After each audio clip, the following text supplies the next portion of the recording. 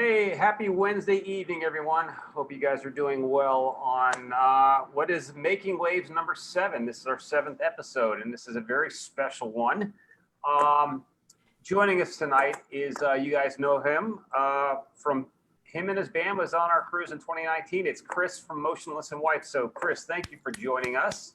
Hell yeah. Thanks for having me. Appreciate that. Thanks, folks. If this is your first time joining us on Making Waves, obviously you guys are following along with us on our Facebook Live page.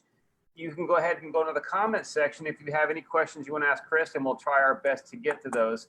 Quick note before we start tonight, we just want to give a quick shout out to all of our friends, family, and ShipRockers who live in Southern Louisiana and Texas right now as they're dealing with this hurricane. So let's give them a thought today as we're going through this, and hopefully we can all come out of this with as less damage as possible. So, but tell you what, the next hour is going to be about having fun, talking music, and talking touring in the business of ShipRocked. So, tell you what, I'm going to let Chad.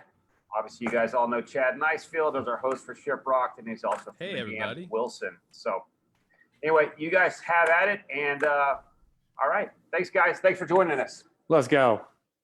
What's up, Chris? How are you, man? I'm fantastic. I'm, as you can very well tell, I'm just trying to put on my best impression of looking as handsome as you. So I'm doing all right, I think. I don't know. I don't have Go ahead. You know that I'm the Walmart version of you right now, bud. You look great, man. My God. I don't want any of that talk right now. We're just going to have open man flirting conversation, and we're just going to accept everything that each other says, and that's how it's going to go. Just go with it. Are you feeling good? Is everything in your world? Are you happy? Are you positive in a space that just makes you want to continue to deal with what is 2020? Yeah, How's man. Everything going? It is. It's been a year, as it has been for everybody. I think things have been. It's kind of a weird year for me personally because there's been a lot of time to like focus on myself in areas where I've put off for a very long time or only basically barely scratched the surface over time. And now with not having touring as a relevant part of our lives and then so much time to work on music, there's kind of been like no excuse but to try to focus on some things that I've really needed to get to personally. So that's been a really good beneficial part of my life this year. And it's just kind of one of those things where like it sucks that you could find something positive for yourself in a time where it's so negative for other people, but just trying to live life and do what I can to find every silver lining in this situation that I could. Yeah, I mean, that's I suppose on the outside looking in and hearing those words, it's kind of like what it's all about. You're a beacon. We look to our heroes and to our favorite musicians for that energy. So to know that you're there mentally and pushing through and creating, which has been like the craziest part of all of this, is when I hear things from my friends that they're not able to get into that mindset, or whatever the despair is. It's kept them from really achieving. And you, on the other hand, you've been doing nothing but achieving. And I was just talking to Chris before we started this that I'm a huge fan of these new songs and the new reimagined versions of them. Mm-hmm. And I've been watching the videos and paying attention to the whole rollout. Can you kind of like tell us what was the inspiration for that direction, or was it the quarantine, or did you just have this on a checklist and you're like, I'm going to do it now? This actually, what's really funny about you asking that? I was scrolling through, I was looking for a specific note in my phone yesterday, and I didn't realize that I had made a note to do something about like what we do with these songs early last year. I even had in the note that I wanted to have the vocalist who sang on the Another Life motion picture collection song, Curly. I was like, man, that would be such a cool idea. And I just completely forgot that I even wrote that down. And then once quarantine hit this year, or the lockdown and COVID and everything, I was just like, okay, well, like now is a perfect opportunity to do some things like that are just more artistically expressive of the band, or things that we've always talked about or wanted to do. So yeah, I think it's a mixture of recognizing that we had time, that it was still technically early within our Disguise album cycle. So it felt weird to like rush to try to do a record just because we were off. So we just picked and choose these different projects to try.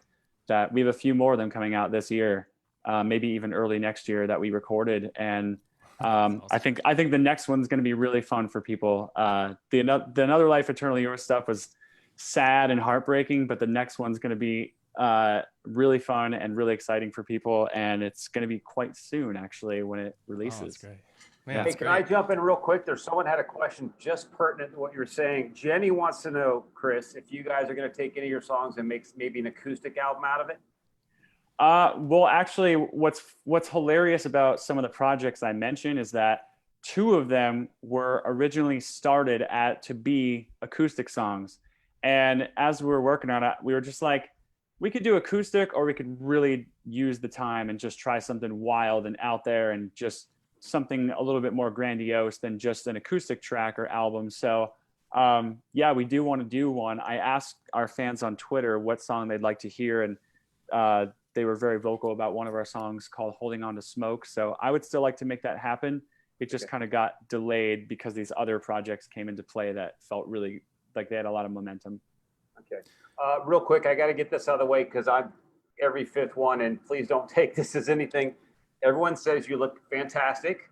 And a lot of the females want to know your skincare regimen. I want to know your skincare regimen.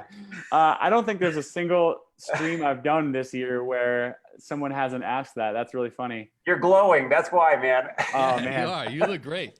Thank you. It's probably All just the light refraction. Yeah. All right. Just So I'll gotta tell miss- the ladies, use proper lighting. Yeah, that is a big thing. Yeah.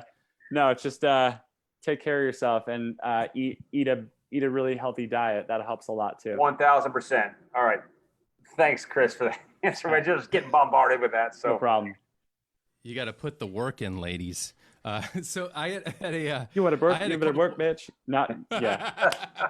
Britney I Spears had a said it, couple- not me. Yeah. I mean, we heard you, bud.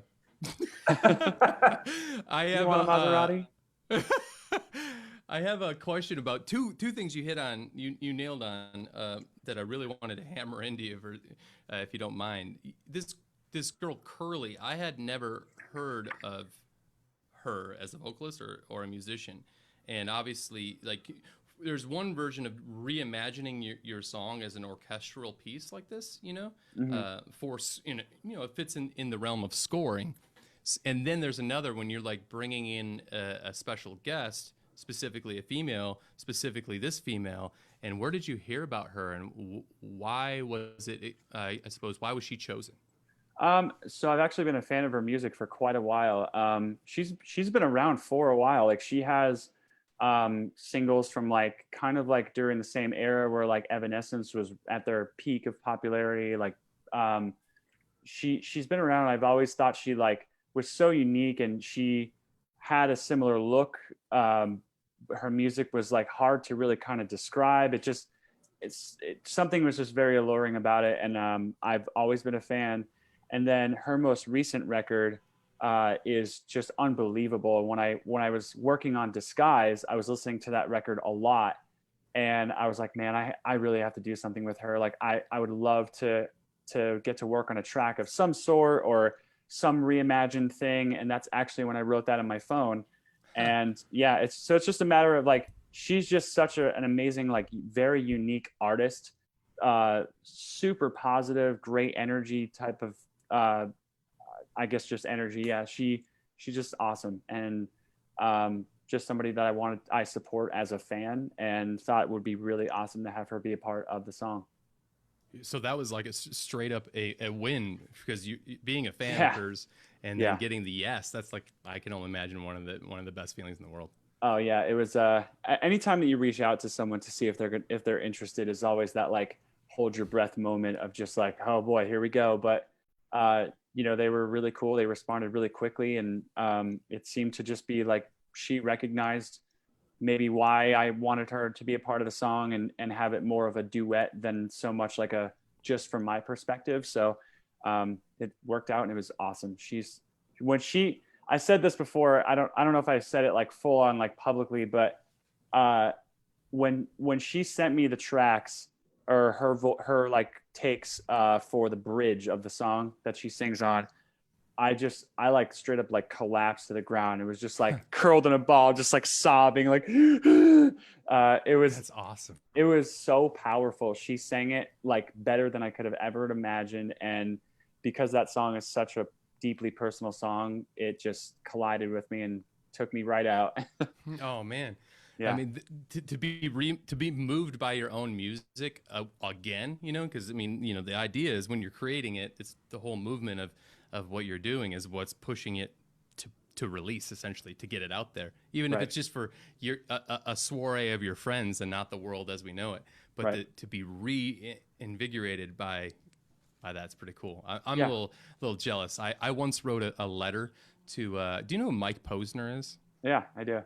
So I'm like a huge fan, not just of his music, but as his journey. It's like a whole thing for me. And I wanted him to be in the music video for "Like a Baller" on our last record, and I didn't know how to like get a hold of him. He's from Detroit, just like me. Right. But I figured like the best way to do it would be to write a handwritten letter. One That's man old writing school. yeah, writing another man. I was 32 at the time, so I was not a child. A 2-page handwritten letter, and Please never tell me you heard wrote it back from him. left-handed so it looked like a child's. My handwriting already looks like his left-handed already. So Mike. we were. I did, seriously. I'll have to show you when I see it next. I'll have to show you like how pathetic it could be, and I never got a response. So to capstone on what you said, man, that's cool. Hey, I'm guys, we're I'm getting sorry. we're getting some real cerebral questions tonight. That's great. Sabrina asked Chris, if you could view the world in one color, what would it be? Strip the world and paint it fucking black. Yes. True We true saw- fan true Motionless fans will get that one. We saw that coming from a mile away. Yeah, right. Why even ask? Anyway, there you go, Sabrina. But I love those kind of questions. I love the musical stuff, but when they come out of left field, I love it. Listen, while I got you, Logan also asks, we've got a long way to go with this conversation, but it'd be good to hear this now. In your musical career to this point, what's been your best moment? Oh man. Let's should I try to answer that right now or No, let's just let it simmer for a while, and then maybe that Okay. should be the last. That'd be your last answer of the evening. How about that? all right, that sounds good. All right, great. The other thing that you had touched on is your record Disguise and kind of putting the brakes on things. I mean, you guys have been a monster of a touring machine since the band's existed. I mean, I've seen you in Michigan at some of my venues over the years, and I've seen you at other venues in Michigan over the years. So you have a long past of getting out there and putting the work in, and then you just put out an incredible record, a record that's done monumental numbers for your career, and then all of a sudden, whoop, it's time Yep. to shut down. How is that kind of? I don't think we get to talk about it enough. I'm certain that we haven't asked this question to many, if any, of our other guests. But how did that really affect your whole, the band, the everything, you know, the crew, everybody that's involved in what you guys do out on the road, and how everybody earns? Like, you know, Right. It's a huge hit. Well, I think for us, we have been so extremely fortunate in that our fans are, as they are very well aware, diehard to the core. And we, in the sense of like just having to just stop and put the brakes on, that was definitely like very mentally jarring. But I think with how we've been doing that. We've been touring about 10 months a year, or working on touring half a year, then working on a record the rest of the year, every single year since about 2009. So we kind of don't mind the break. Yeah. Like I mentioned earlier, like I have found a lot more of myself within this time off, and with different routes that I've taken with pursuing, you know, clarity with who I am, what I want in life, and things that extend beyond the career. I mean, I have no idea. I don't want to put like a ceiling on how high or how far or how long Motionless could be a band, because we're going to keep going and going until we either physically can't or people don't want to support us anymore. So I had to realize that like there is more to life than just my career, as I've been burying myself in for 10 years or more. And it was jarring at first to be like, wow, like we're really not going to tour for a couple months. And then, wow, we're really not going to tour for the rest of the year. But thankfully, I've tried to be advantageous and use the time for my life. And I know the other guys are doing a lot of the same with that. So for all of us, I think to be honest, we don't mind it at all. It's been kind of a weird experience, but to have this kind of time off and focus on our lives, our relationships, whatever it is, it's just been great.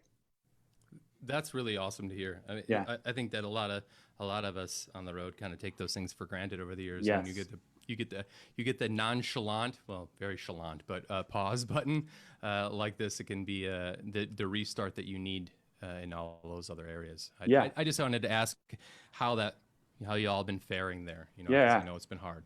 I think I was headed there, but then I took a different direction. But I do want to give the proper shout out to the fans, because in a sense of like, we're not touring and having income from touring and merch sales on the road, which are, as I think everyone knows now, the biggest source of income for artists. Thankfully, we've noticed a massive influx on our online sales. So the fact that everybody, it's not just us, everybody is dealing with this whole situation this year, but to see that fans want to support art, which is not something you see very frequently. I think art is kind of the profession in this world that gets kind of thrown to the wayside, and how people perceive it. Like it should either be free, or people who are involved in any form of art kind of just get cast away as like expendable. And to see that our fans recognize that that's not how it is for them and how it is for us, it's really powerful to see the support for us and all the other bands that are doing well. Live stream, merch, whatever it is, it's doing great. Speaking of live stream, do you guys have anything in the plans? I don't think I've heard anything yet on my end, so maybe. Since this will be my first discussion about any of this kind of stuff in a while.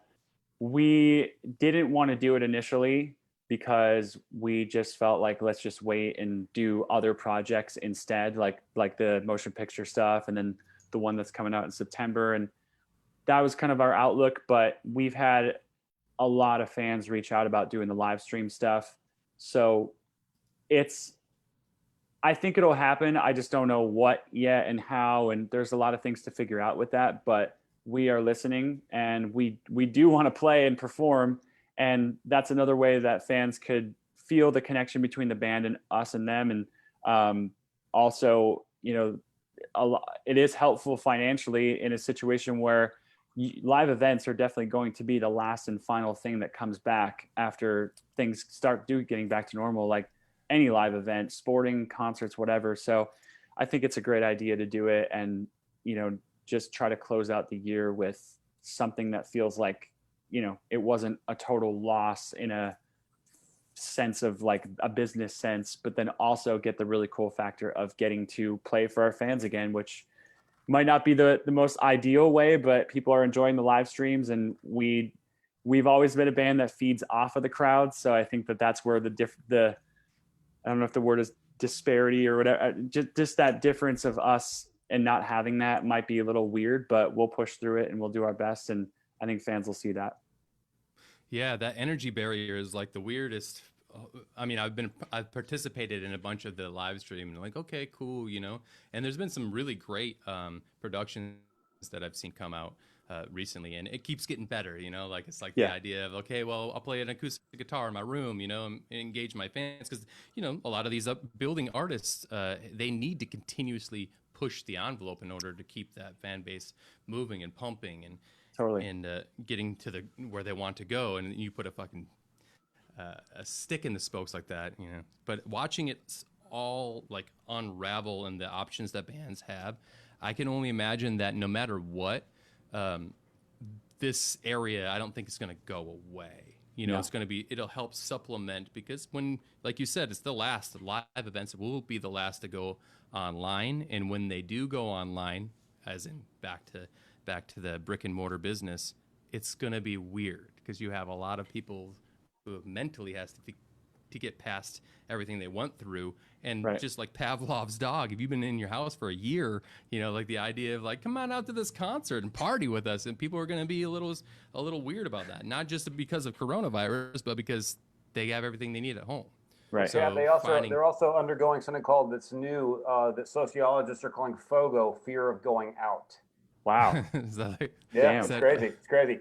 So if we're talking about music, Chris, can you kind of like take us through your journey from like Creatures up to Disguise? I mean, your band, you guys obviously kind of created like a thematic. You guys are kind of working this kind of darker, I wouldn't say horror all the time, but it's definitely the creepy kind of macabre, but you're still attacking human emotions and love and all those things. Can you kind of walk us through how you kind of like, when you started and to the point you are now, like, were there things along the way that inspired you to kind of maybe change up your sound, going from like reincarnate into Graveyard? Was there something that happened, or are you just maturing as an artist? Oh man, I love taking this journey mentally because it's just really like, wow, there are some moments of our career where I'm like, I don't know how we're still a band, but we are. And there are other moments where I've had some of the greatest, most gnarly experiences of like highs that I could have ever lived. And it's been a very long and interesting 10 plus years. For us, we started out, there's a lot of different members that have come in and out of the band over time. And, that's been an interesting kind of thing to juggle. But as far as the music goes, it's always kind of just been real and from the heart and honest. And even if the song's lyrics weren't coming from a place of emotional feelings or expressions, and we were just writing ridiculous songs to be fun and have entertaining songs, it's still trying to maintain a true to ourself form. And that's kind of something that we've expanded on over the years. And what I like most is that from Creatures to now, somehow we can still play a show where if we played 5 Creatures songs and then played some of our newer stuff, like tracks like our song Catharsis or Another Life, even though they sound so sonically different, there's something about what we've done as a band within the realm that we've created for ourselves makes that okay. I don't know. I think that it's a very symbiotic relationship with the fans where they kind of support whatever we do and allow us to do that kind of stuff and don't look at it as in like, what the hell is this? I mean, there are many of them that do, but fuck you. Bravo.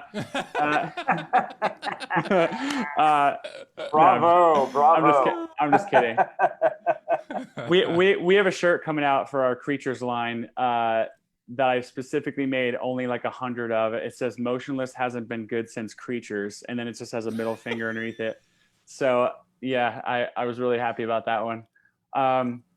It's just been a really interesting journey of trying to find ways for us to individually express ourselves musically, while also maintaining the realness that fans are very easily able to detect in what is the core of our music. So it's I don't know. It's some parts not giving a shit, some parts listening to fans and what they want, some parts really stumbling along the way and tripping and falling like really far down the hole, but then trying to climb our way out with, the fans' hands at the top reaching out to pull us out. So it's been a long road.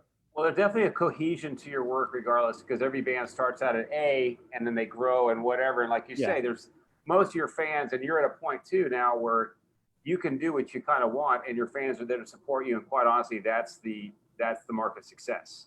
Yeah. It's like you never had to succumb to their needs. They kind of came along on this journey, because most bands, you hope your fans sign on for the ride. Yes. So that's great to hear. Just one thing from listening to you for like a long time now, and obviously every band is going to have, well, they sound like comparisons, this and that. The one voice that's never brought up when you're mentioned is Peter Murphy. Wow. Oh, wow. No shit. Yeah. All I hear, especially off the last album, Disguise, and this is just a props to you, whether you know it or not, is when you're singing before you kind of go in a more guttural thing, it's right. pure Bauhaus. That's what it She's is. I just in hear that. parties. Hell yeah. Yeah, that's what it is. It's exactly what it is. So I didn't think about Jonathan Davis. I didn't think about any of those people. I thought about, Right. Murphy. So I just wanted you personally to know that that's what I was hearing. I'm also old, so I just listen to her, Right. pretty into Bauhaus. So anyway.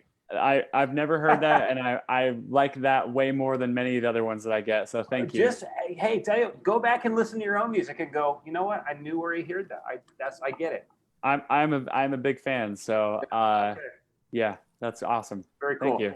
And listen, one other thing I want Chad to get back to you, and I'm going to get some of these questions. This is actually something from Kayla, and she's echoing a lot of people. And this is regards to how you're talking about your emotional pull of the music. Is that another life for a lot of people that are posting right now? They weren't asking questions. They were just stating that it changed them. It pulled them to a place of peace or helped them overcome obstacles. So I just wanted you to know that a lot of your fans really do appreciate what you provide for them. So I just wanted you to listen to that. Thank you. Yeah, that song is the most personal song I've ever written, and from a very, very deep place in my heart. And it's to see that that's currently or likely our most favored song by fans. It's really amazing and a definite testament to what I did just say, where I think the fans really, really love the more raw, sincere, and emotional from the heart material. So yeah, that song was a really deep one, and I'm happy it went over the way that it did. Well, it's resonating, so thank you. Yeah, that risk and reward journey, like to hear you say you are listening but also not giving a fuck, and how you kind of like Venn diagram that into your band, and that journey what was the lady's name, the girl's name that just mentioned that, Justin? I just want to make sure I don't. Kayla. What Kayla just said, I spent 2 months on the road with Motionless, with Wilson opening up for you guys, and I got a firsthand experience every single night of just how connected your fans are and the world that you've built, not only for yourselves but for them. Anybody and everybody's welcome. I know we were so nervous as the poo poo pee pee joke band coming out, like going out on tour with. There's always like a reservation, right? No matter who it is, every time you go on tour with another band, there's the crew, there's the band members, that's the personalities, all the pressure, and then there's the fans. Then there's their fans in the show. Are you going to get booed off stage? So you always have that sort of feeling, but it's a testament to how open-minded your fan base is, how in tune with what you guys are doing. Every night I can speak verbatim for that feeling. I saw it. I saw the line. I talked to them every night after the show. I sat at the merch table and had the conversations, and I got to watch them. And I didn't talk about Wilson. I was talking about, Motionless, because I wanted to be a part of it. I was so like enthralled. I was like, God, I'm in. I'm like a part of the fight. The kids, they know my fucking name, that sort of thing. And that's not very, I don't know if you know this or not, but it's very few and far between for support bands to be in that position with the headliners' fans. Right. So you have it all, man. I'm very, very happy that you had that experience. I mean, it's like you said, it's one thing to be on the road with bands and the crews and whatnot, and sometimes people don't get along that well. But like I think where it always comes down to is most of the time that we get to have bands come out, we're looking for guys that we know are cool dudes, and just they're there for the same reasons that we are, and everybody can get along and just hang out, and there's no egos, there's no bullshit. It's just guys that really enjoy playing music and just want to be out there and do what they love. And because of that, it builds a greater energy, not just from one band, but from the entire tour package. That energy is felt by the fans, and then it's returned. And that's the magic of shows like what we have. There's 2 songs on the last record about it, Catharsis and Code. And that energy is so present and so recognizable to me and you and other bands. Like we've toured with Stick to Your Guns, and every time we tour with them, they're always telling us about like, dude, like these are the best tours we've done because your fans are so cool to us. And like, there's no like none of this or anything like that. So I don't know. It's just it's not just our fans or our band. It's the whole energy of the package of people that come together and create that, and it's really special to see. Yeah. We have a quick really question. I'm sorry, Chad. We had a quick question No, it's from okay. Trevor, and you're speaking of energy, Chris. He wants to know, do you believe in the paranormal? Actually, if there's anything in this world that I am irrationally terrified, I'd say it's the paranormal. I just can't do it. Like I've never been able to I like horror movies and stuff, but even like I won't watch Paranormal Activity or any of the following films that came out after that. Too No real? way. Too real for you, or what do you think? I don't know why. It terrifies me. Like the idea of like what's happening when you're sleeping terrifies me. So yeah. Yeah. And Okay. that seems to be when the paranormal walk among you is when you're sleeping. So yeah. Maybe it's just FOMO, dude. No, it's not. What's going on? I can't miss anything. That's Chad. At this point, do we want to talk to Chris about their 2019 ShipRocked experience, or we want to push that a little bit, or do you have some stuff for him right now, or do we want to talk to him about that? I was going to segue right into that. Fantastic. Thank you. Your fan base is very similar to what the ship curates, right? Yes. There's this whole entire environment. This is uranium. It's like this space that like it feels like home to everybody, from the band members to the fans to the fucking crews on the ships themselves. Yes. Was 2019 the first ShipRocked experience for Motionless, right? Yes, correct. Yep. How did it feel? A, can you tell me about your boarding experience? I think that those are always really interesting stories. And then B, by like the middle of it, what was your like vibe? Do you remember that? Like those two things in particular? Well, I remember our boarding experience was very complicated. We had a lot of our gear that it just felt like people. It felt like the I don't know what you call them, not border patrol, but like let's for sake of argument, the TSA of boarding a boat gave us a really hard time about our stuff and searched everything and the search dogs and just made it really complicated. But it's like, okay, cool. Like, why am I going to bitch about that? It's just part of it, So that was okay. We got through that. And then once we got on it, I mean, I've heard so many stories and seen so many live or just heard personal accounts and seen videos from ShipRocked that I kind of felt like we knew what we were getting into like 100%. But then you get on there and you realize that it is like a whole different monster in the best way than you could ever prepare for. Like it is just non-stop partying. Everyone's hanging out and just everyone feels good. The vibe and the attitude is like family. That's the only word you can describe it. Family. And it's been, I know I'm getting a little too far ahead, but seeing the people that come to our VIPs after ShipRocked and they're wearing their ShipRocked gear, they got their ShipRocked laminates on, they live and breathe that lifestyle. And I think that's so fucking cool because they then come support you off the boat. And that's part of the culture that ShipRocked has built that brings that inclusive environment to everybody. And it's same thing as what we talked about with our shows and what you mentioned feeling. It's just so cool to have an energy and a family to live with that loves and wants to support you. I mean, dude, that embarking is process, right? For I don't know. Are you talking about the Port Authority? Is that what it is? Yes, that's what they're called. Yeah. Yeah. Yes. To take it back 2 steps here, because I can't imagine now what is that first.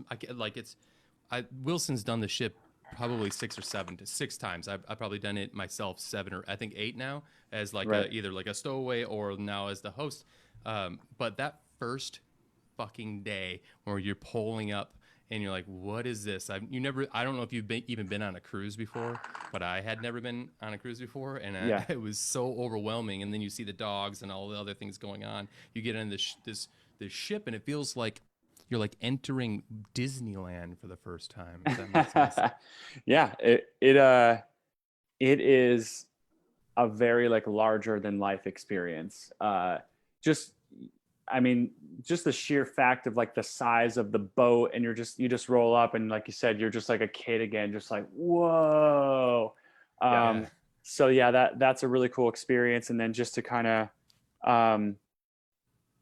I don't know, just get to, I mean, not that when you're have toured for 10 years or whatever that you've gotten to experience everything, but I feel like when you're a band and you tour as much as any band does over 10 years, you pretty much feel like you've lived it all. And then you get to experience this touring scenario that's very departed from the rest of what you're used to. And it's so cool to like have that, like, whoa, like this has been going on for so long, and here we are still having this new larger than life experience. So I was really grateful to ShipRocked for that and for having us. Yeah, the 24-hour ice cream. Yeah. There you go. That's right. Well, yeah, that it is funny because the ShipRockers, a lot of them, obviously they're repeat people, so everyone kind of learns a pattern on how you do things. And when you artists, I'm sure the first time you come on, you're like, how do we deal with, like, in touring, you usually, hey, we have our bus, we have backstage, we do a meet and greet, and we're done. This is like, okay, we're all living together in this horizontal hotel. Yeah, sometimes. And so I always love to hear artists talk about like their interaction, because what it is usually it's like, I've talked to artists, and Chad knows when you're first on, you're like, okay, how do I can I go to the bar and just be okay? And listen, all these people everyone's an adult, for one, and two, they understand and respect everyone's space, and they just want to say hello. And then after that, it's like a wave to you. Hey, how are you? Good to see you. Yeah.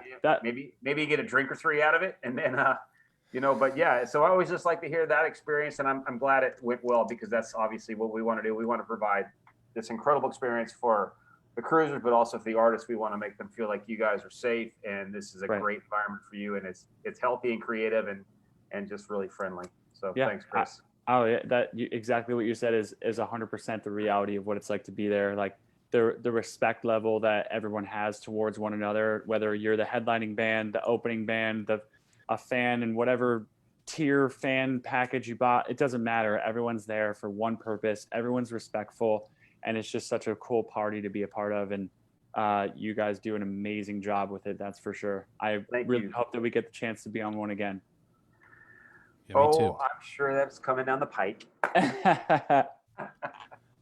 You said something about the fans at the shows, and you seeing them at your meet and greets, and the merch, and all over the world. Because I mean, I think after that ship, correct me if I'm wrong, the last year in the 2019, you guys did go to Europe, right? You went overseas as well as played the U.S. obviously. Yeah, we did overseas. We did a couple of U.S. tours, and we put our record out. We finished recording our record, put it out, and then just started touring a lot. Yeah. So you were seeing these people essentially not just in the U.S. But overseas. Yeah, that's the craziest part. Yeah, there's I think when we were in Sweden this past winter, a couple of they had like their own jerseys, ShipRocked Swedish flag jerseys made. The Swedes, yeah. They are legion unto themselves. Yeah, they're an amazing bunch of people. Yeah. They ended up coming to see us play, and like like just a whole group of people that really would come out all over the world that we did get a chance to go to from ShipRocked. So yeah. Again, well, great, thank you. We really appreciate all your feedback on that, and we're stoked that you had such a great time. And obviously, it was one of the favorite shows for a lot of people, because Motionless and White on the boat, holy shit, that was a big shit moment. And you were like one of these bands where people were coming on. You were the kind of the catalyst to come on, and then obviously they enjoy everything else, but a lot of people were coming on because you guys were on, and so that was huge, and you guys delivered. So hey, win. Hell yeah. Hell yeah. Come see something about that. Speaking of winning, so I don't even know why I said that. Nate wants to know, are you a fan of black metal, and if so, who's your favorite black metal artist? I wouldn't say that like Cradle of Filth and Demure are like black metal, but that's about as far as I go. I've never really been able to get like super far into like Immortal and Watain and stuff like that. It's just I don't mind it. It's just I've never been able to get that far. I still like more like the theatrical extreme metal, like Cradle of Filth. They've been they're more orchestral, aren't they, than anything else? Yeah. What did you actually? Sorry. No, I was going to say, hey, Nate, there's your answer on that. He kind of, like a lot of people, black metal night, you still need some tunes in there. Yeah. It's something I could listen to a couple songs, or like I more so prefer to watch them live. Like I've seen a few of them live on festivals and whatnot, and they do put on like a really extreme show. So yeah, it's more like that scenarios where I like it. Yeah. It's very Mountain Dew. Super extreme. I had a question about Keeps you up for nights. Keeps you up all night. Your favorite. What did you grow up listening to? I should say, like, where did you kind of like break your teeth? Was it 90s grunge rock? What's your thing? Like, I'm talking Chris, ages 10, 11 through like before you graduated. Yes, for me, like music was never like a personal thing where I started to like listen as a fan. It was more like what I was just used to hearing my parents play or my family members play. So like I heard everything. My earliest memories are stuff like Rush, Led Zeppelin, the Beatles. I have one of my uncles, actually both of my uncles were really heavily into music. So I remember early on the Smashing Pumpkins being a big band that I remember being like, oh, I like this. And then, the biggest band that I talk about all the time is, of course, Metallica. When I discovered them and heard that stuff for the first time, that was what like blew my mind and just completely like just propelled me into the future that was music and wanting to learn how to play guitar and drums and stuff like that. So yeah, Metallica, the first band that I ever remember actually like being like, oh shit, like this is the big deal. And then oddly enough, on the other side of that, around the same time, No Doubt, they were a big band for me. Like, yeah, I remember hearing like Don't Speak or something on the radio in my parents' car, and I was like, oh, this song is great. Her voice is awesome. And then, so the two very different styles of music, but No Doubt and Metallica were definitely the first bands I remember being like a fan of. Yeah. Did that kind of transition into your own? I don't want to say taste, because obviously No Doubt was 100% your taste, but everything else, it kind of seems like you were kind of like, you were a carrot led to the feast. But where was the turning point for you? Like when you were like, I gotta be in a fucking band, I gotta figure this out. I think when I started learning Metallica riffs, I remember like air guitaring to Spiderwebs from No Doubt, because that whole album has great riffs on it, or like Just a Girl, that riff is so cool, and I remember air guitaring to that. But the second that I had a guitar put on my lap and learned the Enter Sandman riff, I mean, that was it right there. Like the second that I just got the down, I was like, all right, I'm done. If this isn't the rest of my life, I don't know what my options are, but it's going to be grim, because that's all I cared about from that moment forward. Can I add something in here? And this is really, I've observed this. When you said No Doubt, I mean, obviously there's a lot of people that kind of double, No Doubt. Yeah. Okay. Yeah. Well, I was in 5th grade, so. Yeah. Well, we had Burton Bell from Fear Factory on 2 episodes ago, and Burton's first concert in a highly influential band for him, Chad, if you remember, was Air Supply. Yeah. And he goes, and then Burton goes, you know what? If you listen to some of my songs, my vocals are just basically copying what Air Supply was doing as far as the double layering of harmonies. I was like, I did not know this. So to hear you say No Doubt, I don't even think twice of me, because good music is good music regardless of who's doing it. Right. And if anyone to say that No Doubt didn't have songs is absolutely crazy. Yeah, they got some hits, man. Absolutely, man. Some on that Tragic Kingdom record, they have some hits. Crazy. Every song is like it's a greatest hits album almost. Yeah. It really is. I just wanted to kind of ask you, like, so you started playing guitar. That was your first primary instrument. Yep. And obviously Metallica led you into the darkness with that. Where did you? Because hold on one second. I like Metallica. I like Metallica. Okay, I don't dislike Metallica, but there's the moment that Metallica, it's like Nirvana. Nirvana led me to the Toadies. The Toadies are my favorite band, and people are like, "Who the Toadies?" That it's like that little signature like spice of life that says, "Yeah, you know about Metallica, but you don't fucking know about this band." Was there one of those for you? I don't think that there was any like secret band or anything that I had, or like a band that um felt like it was like I don't know how to word it. I think I liked a lot of bands that like were popular within the underground that they were in. Like I remember loving AFI before they had really blown up with Sing the Sorrow or December Underground. I found AFI because Metallica led me to the Misfits, which are massively influential band to me. So it's kind of like one step after another became more bands that I listened to because of the previous bands, until it just expanded into the entire world of what I love and listen to. I don't think there was any like, I don't know. It just there. I just loved music in general, and I don't know. Yeah, I think once stuff like Manson and Rob Zombie and artists like that, Slipknot, once those kind of came into play is when I was like, okay, this is definitely more the direction I'm gravitating towards. So it was like all the bands that wore all black and makeup and theatrical and stuff. That's just where I gravitated towards, and very obviously have implemented that into our band. That's just where I've always gone. It's awesome to hear that, because you did take the step pattern. I think every musician does. It doesn't necessarily mean like it's got to be a band that nobody's ever heard of. Because certainly all of our bands that somebody's heard of them. But I find it very fascinating to if somebody, when you take yourself back to that moment and you're like, I heard. Do you have any siblings? Sorry, I'm going off track here, but do you have any siblings at all? I do have a brother and a sister, which have been on Older. ShipRocked with me. Oh, that's awesome. Yeah. Yeah. Are they older or younger than you? They are younger. So when you were coming up in music, how much younger, if you don't mind me? I mean, is it a few years or? My brother is four years younger, and my sister is 8 years younger than me. Okay, so your sister, I'll use her as an example here. So here you are listening to Metallica, playing guitar.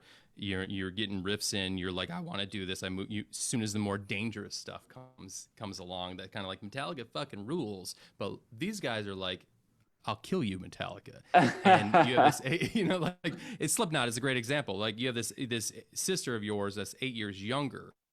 What was the dynamic like in the household? I would assume that when you're like, fucking shut up, I don't know what her name is, I'm listening to Shut this up, riff Mom. Yeah, exactly. Like, what was that dynamic? What was she did you feel any of her life inspiring you? I know I certainly did when I was listening to my sister, and I was like, well, that's kind of a good melody when it was Spice Girls were in the background. Wow. I thought I was admitting a lot with No Doubt, but here we are talking about you liking the Spice Girls. Dude, yeah. Huge choruses. Yeah. They got some hits. I don't think my sister and I ever really clicked musically. I mean, she liked stuff more like My Chemical Romance or Motion City Soundtrack, Dashboard Confessional, so more like the quote unquote emo stuff, which I still like. I liked everything. I was into so much music, and I could listen to anything from, just pick a genre. I could find something in it that I like. And I took her to a bunch of shows. We went to go see, she surprisingly was into another artist that was with us on ShipRocked last year, which was Bullet for My Valentine. And she was a big fan of them. I took her to Taste of Chaos in I don't even know what year, to go see them. And we had a great time just bonding and hanging out. And I thought it was really special that when we played ShipRocked, I had her and my brother and my mom come out for that, and Bullet for My Valentine was on it. So it was a really cool moment where we did watch them together the second night, and just remembered the Taste of Chaos show that we were at. And just, yeah, it's been more like she has picked and choose bands that I've listened to, but we have gotten along and gone to shows, and it's been really cool. That's awesome. I mean, yeah. The idea that you have a sibling that you can share those moments with is it's truly inspiring. You taking her on a ship too, and being able to see one of her favorite bands, and then that's the time that you're like, you remember those Enter Sandman riffs back in the day when I was like, shut the fuck up. Well, all paying off right now for you. Yeah. Moving from that, I mean, I don't want to ask too many questions about what you're currently working on with new material, but if you don't mind, if you are working on new material, can we talk a little bit about it, or is it? We sure can. Lock and key. Cool. No, we sure can. So you working on new material or what? No, fuck no, we're done. Bye. Bye. See ya. Yeah. Yeah, we are. I've been off and on pretty much all year. We didn't expect to start until maybe like around now, honestly, because we were supposed to be touring pretty much nonstop until August. So once everything just went down, it was like, well, what do we do? I guess we work on these projects that we're working on, but then we also should be working on new material. So it's been half and half, and there are way too I'm actually quite frustrated because we have way too many songs to have to pick from for the next record already, and I don't even know when we're going to be done. Like, say that we're like done. We have like 25 or 30 songs in the bank at this point to pick from, and we can only pick 12 or 13. So it's a headache I'm not looking forward to when we all get together to vote what goes on and what everybody likes, and it's a process. But what we do have and the songs that I know that I would pick are fucking so sick, and I'm just so ready to get them out there, because like they all fit kind of a theme that I think is going to be the theme of the record, much like Disguise was the last one.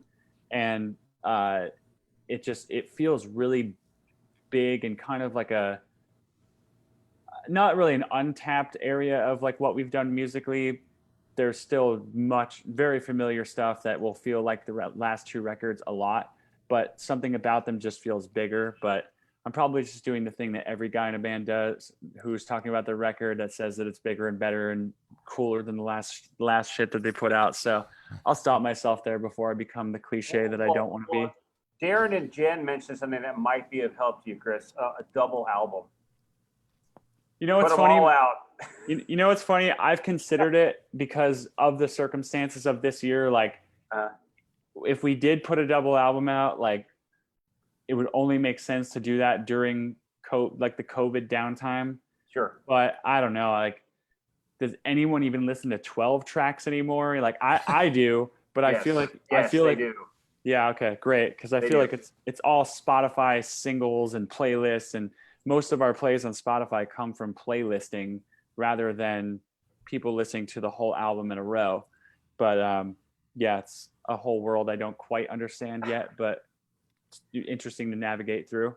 Hey, we got Chad, if you don't mind, and Chris, we've got please. Several questions. These are probably pretty quick for you, Chris. Let's see what we got here. Caitlin wants to know. No. Yeah, sorry, Caitlin. No, they will not be playing Pittsburgh anytime soon. No, I'm kidding. That was the question. Vocal techniques. How did you kind of come across the way your style is? This question is like one of my least favorite questions, only because I have no good answer to give. Like, I just started when my first band got together. We didn't have a singer, so I just started singing, and I had no idea what the hell I was doing. I still don't know what the hell I'm doing. I'm better at not knowing what the hell I'm doing now than I was then. So everything's a happy accident. Yeah. There's been so many like band practices where I would blow my voice out for days and just, that's it. I just had to wait it out. And when it came back, try again. And then as the years went on and on and on, I just kind of figured it out, what worked for me.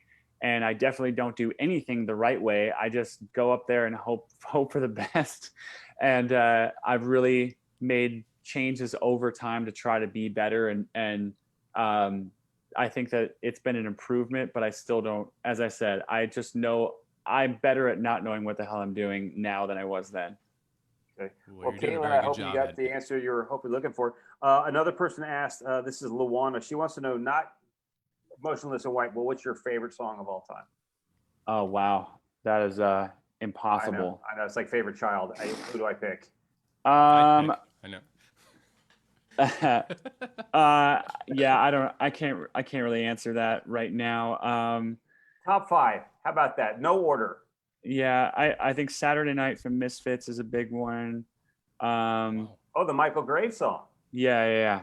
Wow, Yeah. far out. Okay. Yeah, I got the lyrics tattooed on my jawline, interestingly enough.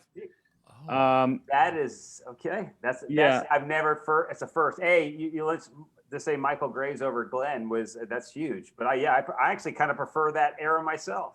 It's so It's well produced. Same. Sounds yeah, amazing. Yeah. it's pretty cool stuff. Yeah. I don't know. I know that I'm going to say something and then regret it. I know that, of course, 5 seconds after this question's over, I'm going to be like, "What are you talking about?" Of course, I know my favorite song ever, but I can't think of it right now. Tell you what, let's take the work off. We're going to go with Saturday Night, a song you really love. Doesn't have to be your favorite song you really love. Sure. And this is a question. I think Cameron mentioned it. It was so early on, but it stuck with me because I was there for it. When you were doing the Q&A, we're going to go back to ShipRocked. When you were doing the Q&A on ShipRocked, and you guys, it was you and like Jacoby and stuff, and you had to follow Mike Muir. And never give Mike the microphone because you can go have a ham sandwich and then another ham sandwich before you get it. But what was your the Q&A? What did you think of that? That was by far my most memorable experience of ShipRocked. Okay. I remember, like, you know, everybody was like serious or funny with their answer, and then Mike just had the microphone and just went off. And then I was the last one in the line. So it was just like, do you remember the question? Do you remember what the question was? Because it sounded like he just went off on a theory of quantum physics and not the actual question. Yes. I think the first question was something about an influential band that changed your life and made you want to play music. That's right. And then another one, I can't remember what the second question was, but yeah, he went on for like 8 to 10 minutes. Maybe I'm being dramatic. It was definitely at least 5 minutes per time. But and it wasn't like I'm like phrasing it like I'm like talking shit when I'm not at all. No. It was just, oh my God, this guy is like going off. And then I'm next after that both times. I remember almost verbatim what you said. You kind of got the mic, you looked at him, and you shook your head like, how do I follow that? Yeah. and then the second time that it happened in a row, I took the mic. I was like, how do I follow that? Yeah, it's just I don't. That was a stressful experience because like you don't want to like be the one that closes that line of questioning out. Sure. Yeah. And by the way, what was I mean, I know a lot of people I know Jacoby was like Deftones, like was a game changer for a lot of folks on that panel. I think Head said Black Sabbath. That was another one I remember. Yeah. What did you come up with? Metallica. Okay. Yeah. Okay, those are some of the questions we just had. We've had you for almost an hour. We'd love to keep you for another hour, but we don't want to. I mean, the questions there's a lot of them, but these have been some great ones. Chad, do you want to add anything to this? Do you want to finish out anything with Chris? We could speed round if you guys want.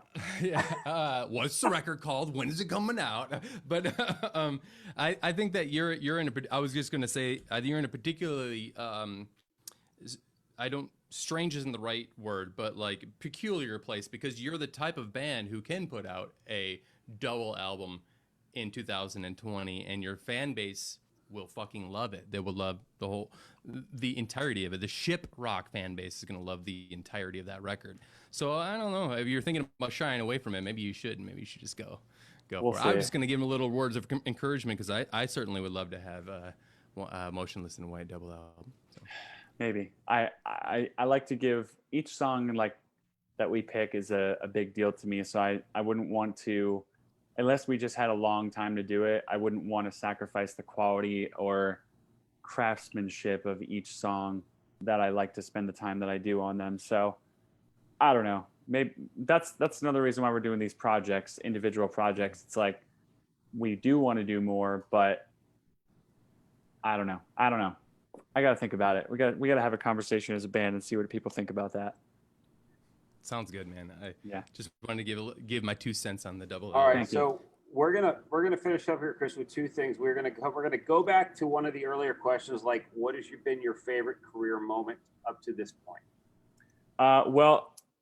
For this particular moment's sake, I'm going to say entertaining the entire ShipRocked Upper Deck show fan base, attending fan base with awful dad jokes. That was a leads me into we need a Yes. dad joke from you. Yeah. Oh my God. That was gonna be my capstone, so I'm so stoked that we got here. I don't even know. Come on, man. You got one in that Rolodex. You got 20 of them sitting there. This is where the problem with our Q&A on ShipRocked was, because they were like, tell us a dad joke. They said like, what's something, I can't remember what the question was, but my answer was dad jokes. And it's one of those things where like my humor of dad jokes isn't the punchline jokes. It's like where you play on words, or like you just make that really corny play on words or whatever that. Okay. So if we, like, for instance, like if we do a live stream, like my humor says, well, let's call it a dead stream. And that's not coming from me. That's coming from a very close member of our team that brought that up. And I heard that and I was like, yes, duh. So like stuff like that, that's what my humor is. And it's just corny ass dad joke, whatever stuff. And, or just being a dad type of mentality of just like, I don't know. All I want to do in my life is just tuck my shirt in and cut my grass, and just that's the life I want to live for the rest of my life.